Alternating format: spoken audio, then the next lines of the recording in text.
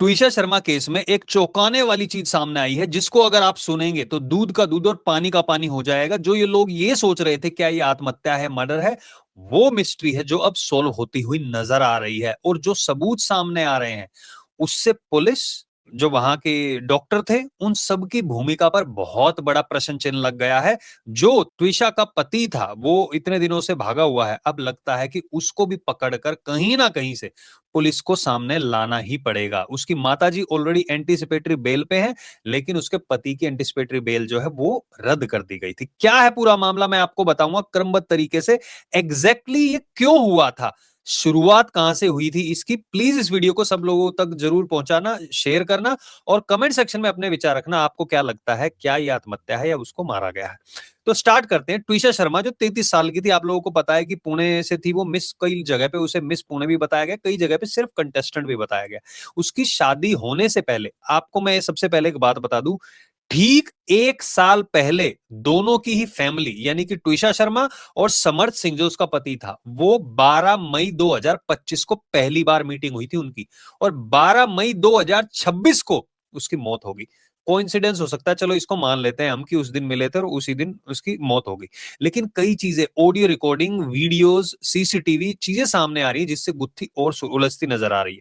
देखिए सबसे पहले क्या हुआ था, जब दिसंबर 2025 में शादी हो गई थी, तो अब ट्विशा की मां का इल्जाम है कि जब वो बारात लेके आए थे तो एक जगह पे पहले रोकते हैं, फिर आते हैं जहां पे मेन शादी हो रही होती है वहां तक। तो उनकी माताजी यानी कि समर्थ सिंह की माताजी बारात को आगे लेके आ ही नहीं रही थी, ये उनका दावा किया गया है। जब वो लोग गए हैं और उनको कहा कि आप आ क्यों नहीं रहे, तो उन्होंने कहा कि हमारी जो रेपुटेशन है वो अलग तरीके की है, हम जज हैं और हमारे बहुत जान पहचान है, हमारी इज्जत है, तुमने जो ड्राइवर दिया वो मेरे लिए गाड़ी का दरवाजा भी नहीं खोलता, ये बताया गया है इस तरीके की चीजें। फिर उन्होंने कहा कि अच्छा ठीक है गलती होगी, उन्होंने कहा नहीं इसका हर्जाना भरना पड़ेगा, तुम्हें 10 लाख रुपए देने पड़ेंगे। तो 10 लाख रुपए सुन के तो वो चौंक गए कि भाई एकदम से कहां से लेके आए। फिर भी उनके पास 2 लाख रुपए कहीं से रखे हुए थे ट्विशा शर्मा के पेरेंट्स के पास, उन्होंने वो दिए और फिर कहा कि 8 लाख बाद में एडजस्ट कर लेंगे। तब वो वहां पे बारात मंडप तक वहां पे पहुंची थी, ये बताया गया है। मैं आपको सारी बातें डिटेल में बता रहा हूँ। शादी हो गई, सब कुछ ठीक चल रहा था, लेकिन अगर ऐसी चीजें हैं तो चीजें कहां से ठीक चल सकती है।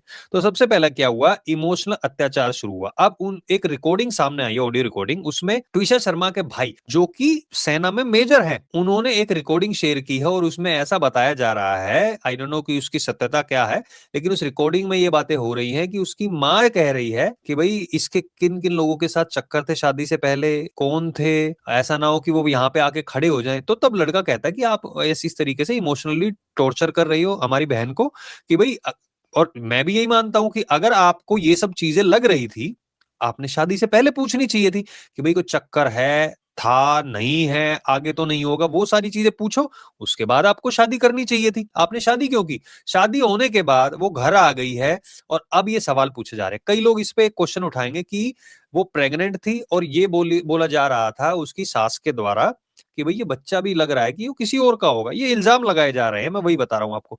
तो अगर बच्चा किसी और का था, वो बातें बताई जा रही हैं, तो फिर वहां पे एबॉर्शन कराया गया।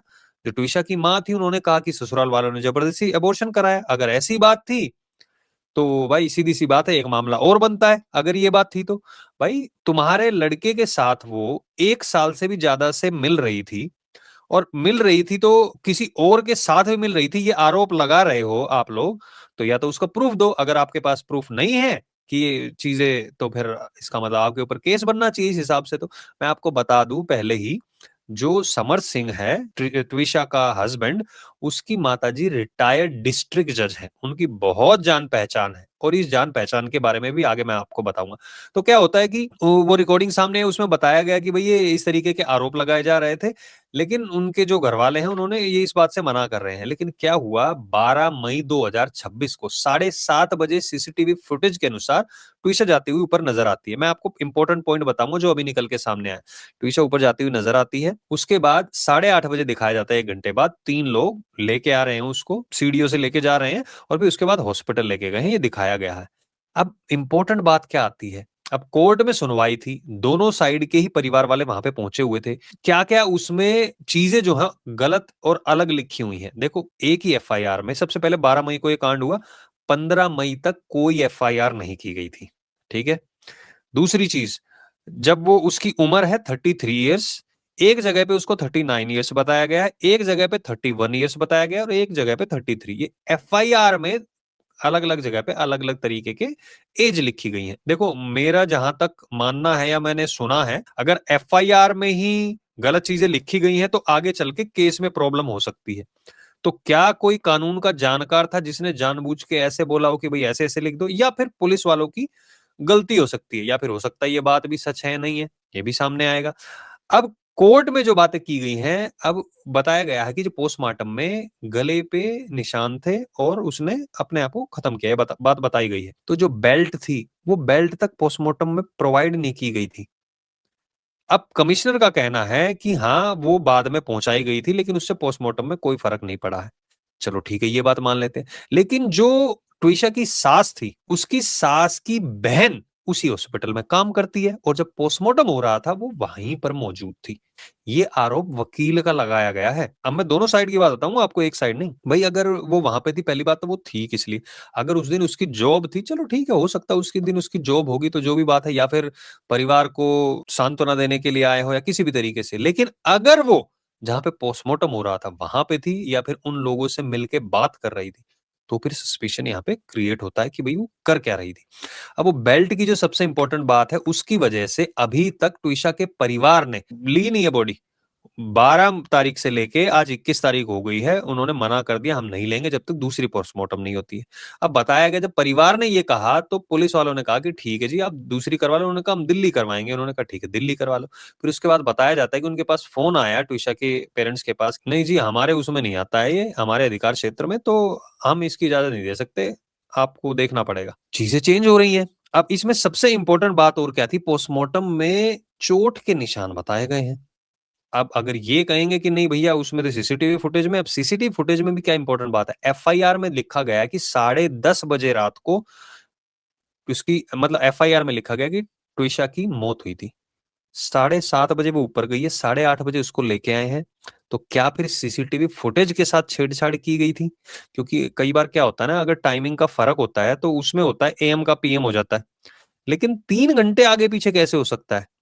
अब जो ट्विशा की फैमिली है उसका कहना है कि भाई इन्होंने सीसीटीवी वाले को भी फोन किया है, इसलिए इनके फोन की भी जांच होनी चाहिए, यानी कि उसको मैनिपुलेट करने की कोशिश की गई।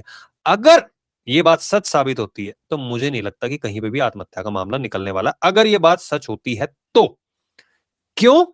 क्योंकि अगर वो सीसीटीवी फुटेज से छेड़छाड़ क्यों करवाएंगे? अगर वो खुद जाके उसने ये किया है, अपनी जिंदगी खत्म की है, तो फिर उनको जरूरत ही नहीं थी, वो तो सीधा सीधा सीसीटीवी में आ जाता। और अगर उन्होंने छेड़छाड़ करवाई है तो सीधा-सीधा मामला बनता है यहाँ पे तो भाई। अब हुआ क्या, जब 3 दिन तक एफआईआर दर्ज नहीं की, तो ट्विशा की सास थी, उसने एंटिसिपेटरी बेल डाल दी थी अपनी भी और अपने लड़के की भी।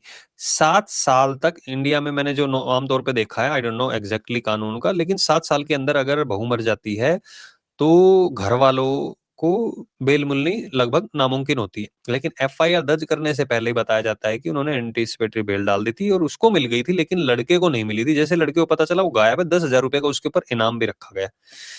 यार भागा हुआ है, छुपाया हुआ है, छुपा हुआ है, ये चीजें तो सामने आएंगी। लेकिन आपको याद है सुशांत सिंह राजपूत के साथ क्या हुआ था? हालांकि उसके शरीर पे तो बहुत ज्यादा चोटों के निशान थे, वो दिख भी रहा था, लेकिन ट्विशा के शरीर पे भी अगर चोटों के निशान है और ये कहते हैं कि अभी के नहीं है पहले के, तो पहले के कैसे आए? यानी कि किसी ने मारा है उसको। अगर किसी ने मारा है तो प्रताड़ना हुई है फिर तो। दहेज की भी मांग, वो 2 लाख तो वहां दे दिए थे, बताया गया कि 8 लाख मांगने का दबाव बनाया जा रहा था। देखो मेरी जो अंडरस्टैंडिंग है ना, वो इंडिया में अगर कोई डिस्ट्रिक्ट जज रहा है और इतने बड़े खानदान से और कह रहे हैं हमारी तो ऐसी हुआ है, उनके पास पैसों की कोई कमी नहीं होगी। यार जिनके पास पैसों की कमी नहीं है और जो आरोप लगाया जा रहा है टिशा के पेरेंट्स की तरफ से कि ये पैसे मांग रहे थे, यार इतने पैसे का क्या करना क्या है? लड़का जो था समर सिंह वो सेटल है, वो एडवोकेट था, माँ रिटायर्ड थी, सारी चीज़ें थी, तो फिर ज़रूरत कैसे आन पड़ी? अगर ये इल्ज़ाम सच है तो? मुझे समझ में नहीं आता है। मैं आप लोगों से पूछना चाहता हूँ ये सारी चीज़ें सुनने के बाद आप लोगों को क्या लगता है? कमेंट सेक्शन में ज़रूर बताइएगा। इस वीडियो को सब लोगों के साथ शेयर करना, क्योंकि लोगों ने छोटी-छोटी बातें कहीं-कहीं से सुनी है, पूरी डिटेल में उनको कहीं से बात नहीं मिली है। मैंने अब तक जितनी भी अपडेट हुई है, वो सारी चीज़ें मैंने आप लोगों के सामने रख दी है। प्लीज़ इस वीडियो को सब लोगों के साथ शेयर ज़रूर करना और कमेंट सेक्शन में बताना आप लोगों का क्या सोचना है। जो पहली बार देख रहे हैं हमारे चैनल को सब्सक्राइब करें। बहुत-बहुत धन्यवाद देखने के लिए। जय हिंद, जय भारत।